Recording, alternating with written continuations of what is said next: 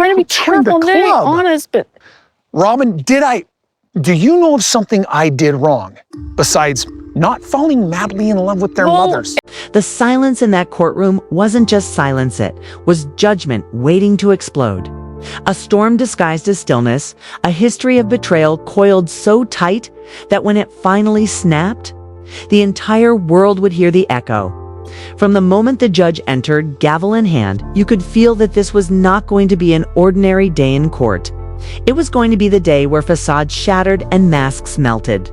The day where secrets wrapped in polite smiles and rehearsed family narratives would finally be dragged into the light, like corpses pulled from a lake.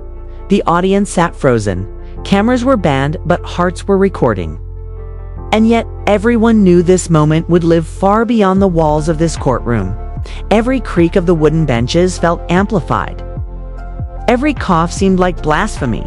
Every glance between the family members carried more weight than 1,000 words. And in the middle of it all sat Christine Brown, her emerald blouse glowing against the dull tones of the courtroom. Her chin lifted, not with arrogance, but with the steady, trembling strength of a woman who had spent too long being told to sit down, to be quiet, to accept less than she deserved. When she finally rose, the room inhaled as one, a single collective breath. Because they knew something irreversible was about to happen. Christine's hands clutched a binder, thick with paper, the kind of binder that holds not just receipts, but entire histories. She placed it on the stand with a sharp thud that echoed louder than the gavel had. Her voice began quiet, almost too quiet, as though she was easing herself into the storm. She spoke of 10 years of deposits into a grocery fund that was supposed to be shared equally. A fund that symbolized unity, sisterhood, fairness. For a decade, she had written checks, transferred money, trusted in the pact that no child, whether hers or Robyn's or Janelle's or Mary's, would ever go hungry. For 10 years, she had believed in the dream of equality in a plural marriage. Believed in the idea that what bound them was stronger than what divided them.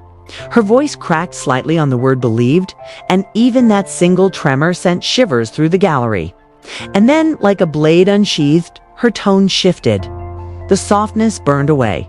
She said it plain, she said it sharp. She said it so loud that even those in the farthest row leaned back as if struck. It was a lie. The words didn't just hang in the air. They detonated. Some gasped, some shook their heads in disbelief, and others stared at Robyn, waiting for a rebuttal that never came. Cody sat with his arms crossed, jaw tight, his eyes pretending to be fixed on the table in front of him, but flickering. Just enough to betray that he was listening to every syllable. Christine pressed forward, her voice steadier now, feeding off the momentum of her own truth. She told them how her children lived on bare cupboards while Robyn's fridge overflowed. How the grocery deliveries to Robyn's door grew heavier, while Christine scraped together meals of eggs, rice, and peanut butter. She told them about the signed pact witnessed, dated, preserved in her binder that promised fairness, a pact Cody himself had endorsed, the so-called head of the family. She held it up for everyone to see, the ink still bold, the signatures undeniable. Her finger trembled as it pointed to Robyn's name, scrawled right there beside hers, a contract of trust that had been trampled on. Her story wasn't just financial, it was emotional, visceral. She recalled the night she had called Robyn in desperation, her children hungry, her cupboards bare, her pride swallowed in the name of survival. She asked for access to the fund she had already poured into. She asked for help from a sister wife who had promised unity. And Robyn's response, delivered cold and casual, replayed in Christine's memory with perfect clarity. "My kids are picky eaters." The gallery erupted in murmurs, some covering their mouths, others shaking their heads. The judge rapped the gavel once, but even he couldn't disguise the disbelief etched across his face. Christine's voice rose, fueled by rage that had been waiting a decade for this moment. "I fed Robyn's family while my own children ate scraps. I carried her table while mine went empty. That wasn't sisterhood. That was betrayal." Her words painted images so vivid that the jury could almost see the empty plates. The hungry eyes of her children, the laughter of another household enjoying meals that her sacrifice had bought. She described how she would hand over her contribution with a smile, believing she was doing the right thing, only to come home and wonder why she couldn't afford basic groceries. She told them of how her children grew old enough to notice, to ask questions, to see the imbalance for themselves. She described the shame of brushing off their questions, the guilt of pretending everything was fine, the agony of being the only one to carry the weight while another reaped the benefit. Her voice didn't waver when she said, "I wasn't just betrayed as a wife, I was betrayed as a mother. And that is a wound no woman forgets." Christine opened her binder and flipped page after page, receipts stacked, bank transfers documented. Her meticulous record-keeping exposing the truth like forensic evidence. The binders weren't just paper. They were proof of pain, proof of inequality, proof of a decade-long deception dressed up as family unity. Every page turned was another dagger. Every line item another nail in the coffin of trust. She showed how her deposits matched Robyn's consumption, how the math never balanced, how her contributions vanished into someone else's abundance. And as she spoke, Robyn shrank lower in her seat, her hands fidgeting, her face pale but rigid. Cody, stone-faced, tried to project calm, but the flush in his cheeks betrayed the pressure building inside. The courtroom was a stage, and Christine owned it not as a performer, but as a truth-teller, finally freed. Every sentence was fire. Every glance toward the jury a plea, not for pity, but for justice. She called it theft. She called it deceit. She called it hunger dressed as harmony. She described the years of keeping sweet, of pretending it didn't matter, of swallowing her voice in the name of family unity until the day came when she couldn't ignore it anymore. That day, she said, was when her youngest child tugged at her sleeve and asked why their family never had the food Robyn's family always did. Her eyes filled, but no tears fell as she looked at the jury and said, "What do you say to a child who is smart enough to see inequality, but too young to understand betrayal?" The judge leaned forward, his pen idle. The jury leaned in, their faces drawn, their sympathy visible. Even those who had entered the courtroom neutral were now shifted, carried by Christine's tide of raw honesty. The audience was captivated. This wasn't just testimony, it was confession, revelation, and indictment rolled into one unstoppable wave. And still, Christine wasn't done. She reminded them that this wasn't about one bad week, or one misunderstanding, or one family squabble. This was about 10 years. 10 years of a woman carrying more than her share. 10 years of a contract signed in good faith and shredded in practice. 10 years of smiling for cameras while starving in silence. 10 years of betrayal that finally had a microphone. She ended her first stretch of testimony not with tears, not with weakness, but with fire. She looked directly at Robyn, her voice cutting through the air like steel. "You didn't just take my money. You took my trust. You took food from my children's mouths. And you dared to call that sisterhood. I will never forgive that." The words didn't tremble. They thundered. And when she sat down, the silence wasn't silence anymore. It was shock, awe, and the undeniable awareness that nothing in the Brown family would ever be the same again. If Christine's testimony lit the fire, Gwen's words poured gasoline on it, because nothing cuts deeper in a courtroom than a child standing up to expose the lies of the very parents who raised her. The silence after Christine's testimony still hung heavy. But it wasn't the same silence as before. It was denser, charged, alive. As though every molecule in that room was waiting for the next explosion. The bailiff called her name, Gwendolyn Brown, and heads turned instantly. Eyes narrowing, spines straightening, because this was no longer just a case of wives against each other. This was now blood lineage, children against parents. And nothing is more powerful in the eyes of justice than the testimony of the ones who had nothing to gain and everything to lose. Gwen rose slowly, her movements deliberate, her heart hammering, but her jaw set in that stubborn tilt Christine always said she inherited from her. The shuffle of her shoes against the wood echoed louder than it should have, each step punctuating the reality that a daughter was about to speak, against her own father and the woman who had claimed to be her second mother. She reached the stand, placed her hand on the Bible, swore to tell the truth, and when she finally sat, the air in the room shifted again, not the timid air of a child forced to speak, but the calm determination of a witness who had been waiting years to be heard. The jury leaned forward as if pulled by an invisible thread. Gwen's fingers tapped nervously against her thigh for a heartbeat or two, but then she looked up, her eyes sweeping the gallery. Pausing on her mother Christine, pausing again on Janelle, and finally, locking like lasers onto Cody and Robyn, the tapping stopped. Her spine straightened. And when she opened her mouth, what poured out wasn't hesitation, was truth honed into a blade. She began not with numbers, not with papers, but with memories.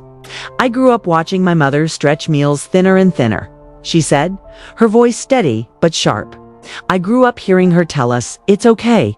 We'll make do,' when I knew in my gut it wasn't okay.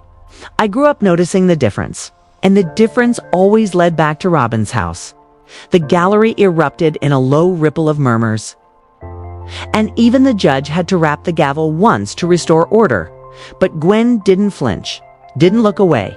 She described how delivery trucks came heavier, week after week, always unloading boxes at Robyn's door, while Christine made dinners out of leftovers, or cooked breakfast for dinner because it was cheaper, or split one pack of chicken between 6 kids.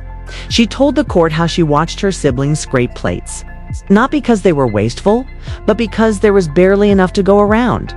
"I remember nights when my mom cried in the kitchen after putting us to bed," Gwen said, her voice dipping lower, but her words cutting deeper. "She thought we didn't know. But I knew, I heard. And I knew she was crying because we didn't have enough." A collective breath spread through the room like the sound of heartbreak echoing against walls. Cody shifted in his chair, his arms crossed tighter, his lips pressed into a line so thin it was almost invisible. Robyn's eyes blinked rapidly, tears welling but not falling, her hand clutching the edge of the table as though she might slip off it.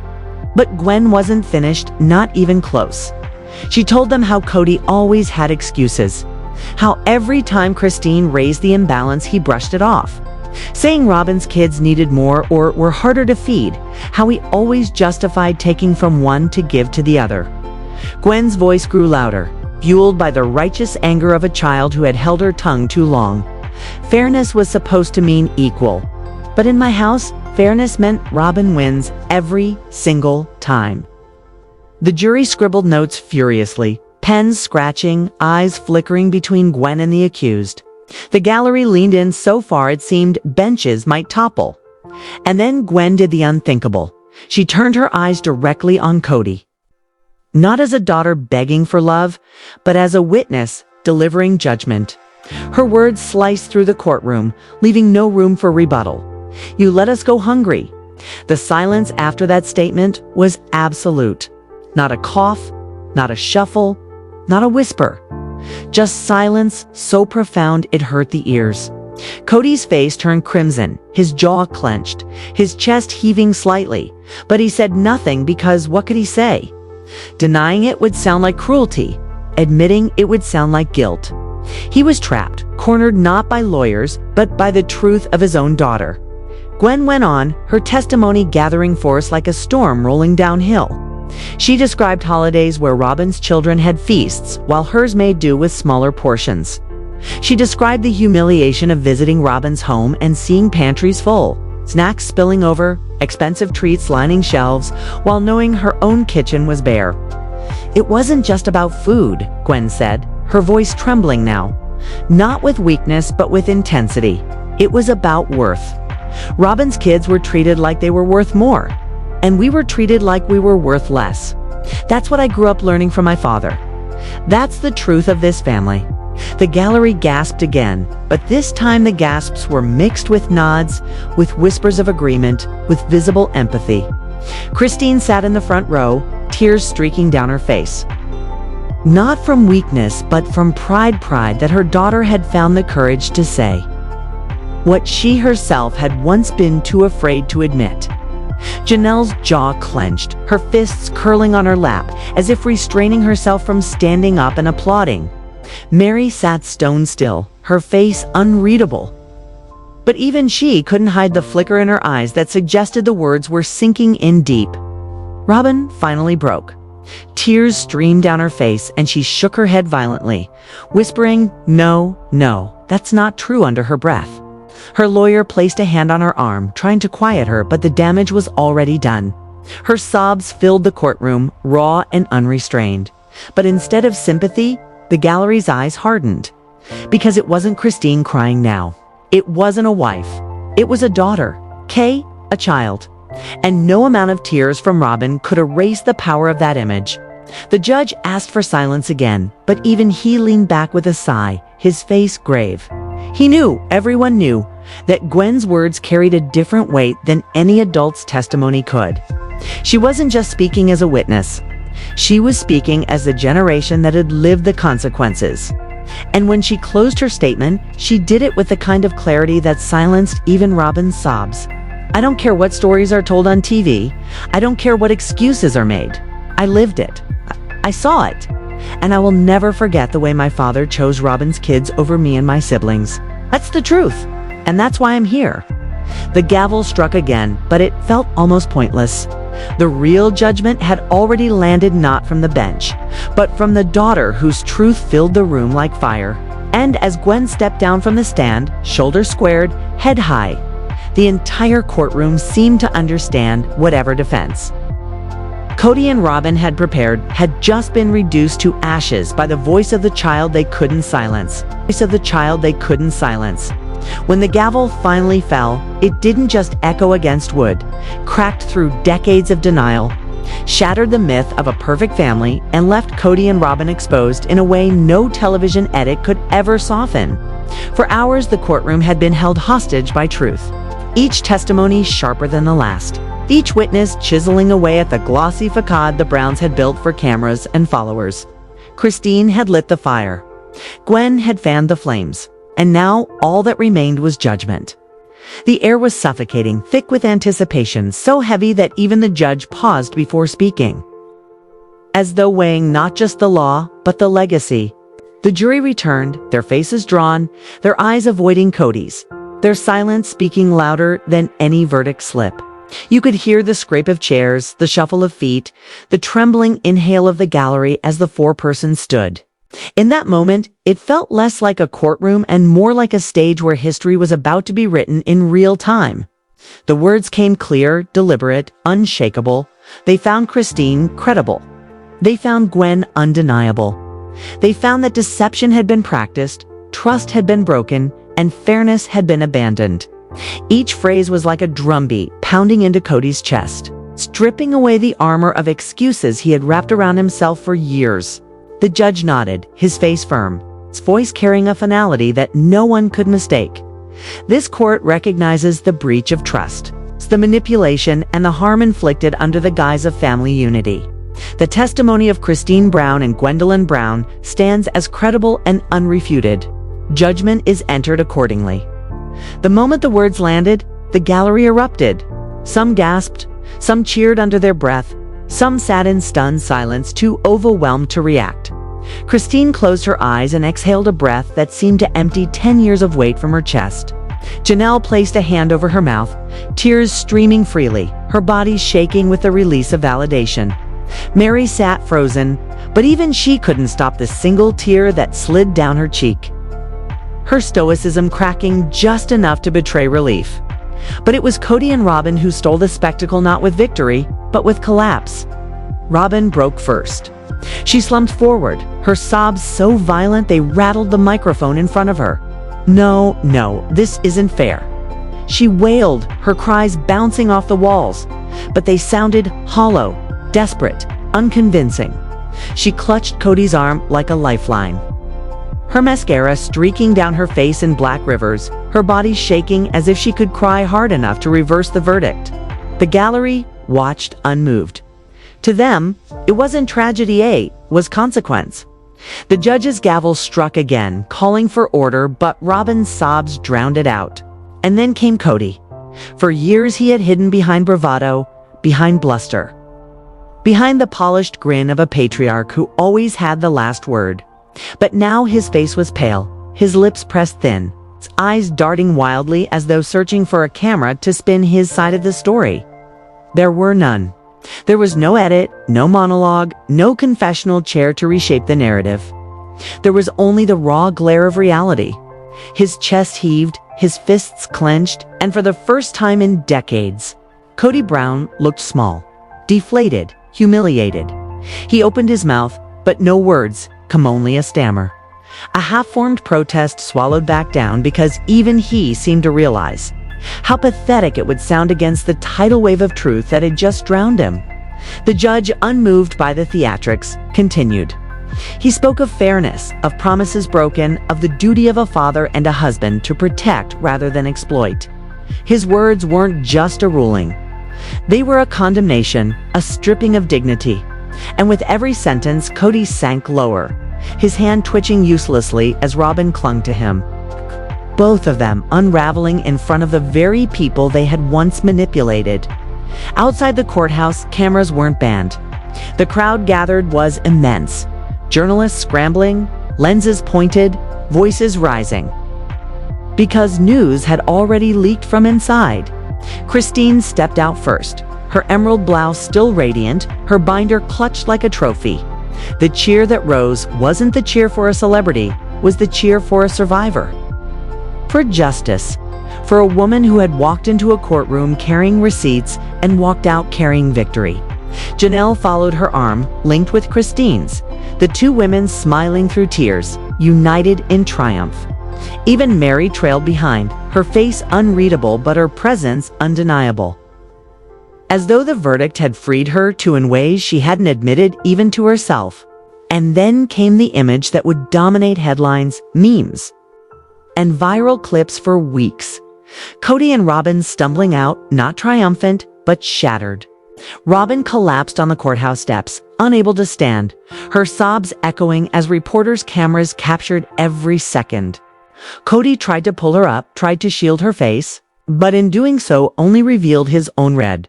Sweaty, broken, a man humiliated not by rivals but by truth.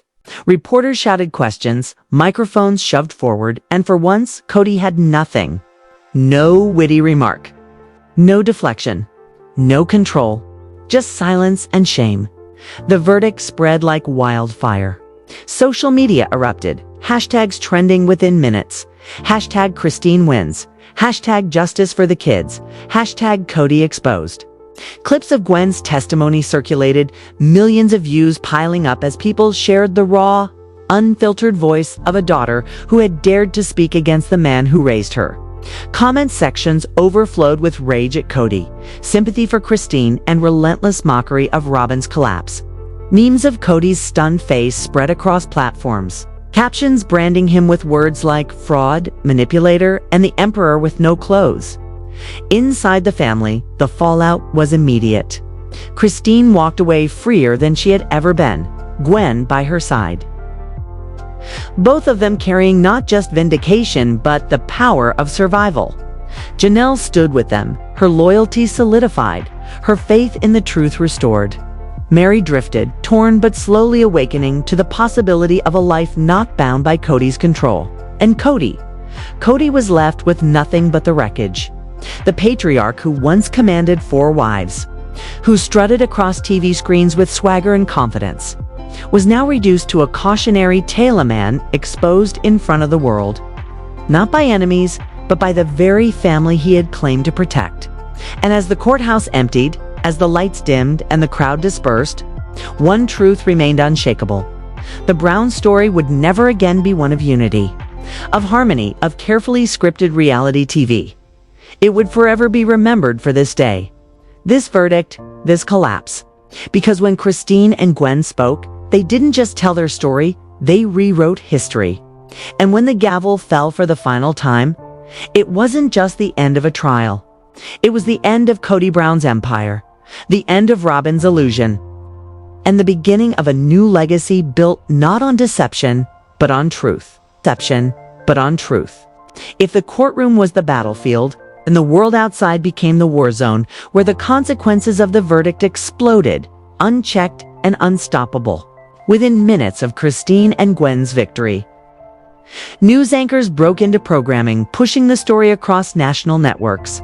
Major outlets ran bold headlines: Christine Brown triumphs in court, Cody exposed in shocking family testimonies, and Robyn collapses after verdict.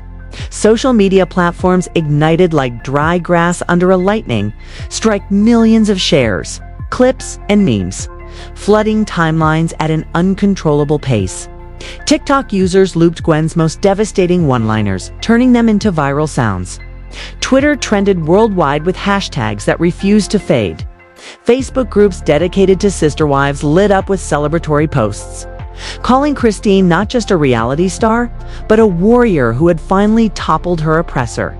But it wasn't just noise, it was transformation. For Christine, the verdict marked a rebirth. She wasn't just a woman who had walked away from Cody years earlier. Now, she was a woman validated by the law, by truth, by her daughter's courage. Invitations poured in. Talk shows called, book deals were whispered.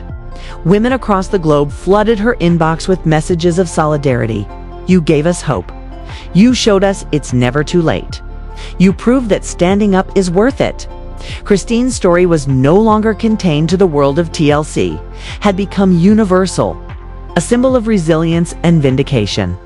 Inside the Brown family, the fallout rippled like a grenade. Janelle celebrated quietly but fiercely, knowing that her loyalty had finally paid off. She sat beside Christine in interview after interview, her voice firm, her support unwavering.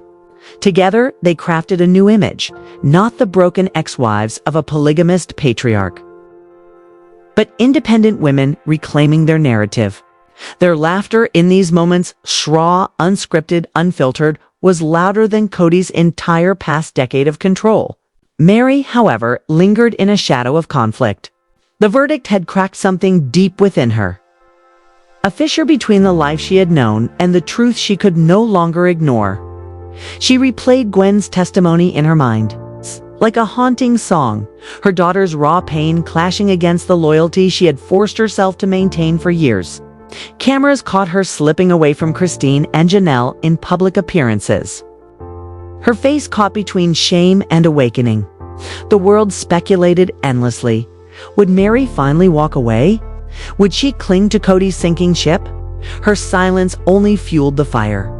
And then there was Cody spiraling in ways that no camera crew, no producer, no carefully scripted season could contain. Days after the verdict, he attempted to launch his own video statement, streaming from his office in a shaky live stream. But instead of authority, he radiated desperation. His words tumbled over each other, defensive, bitter, filled with accusations that landed hollow. He called the verdict biased, the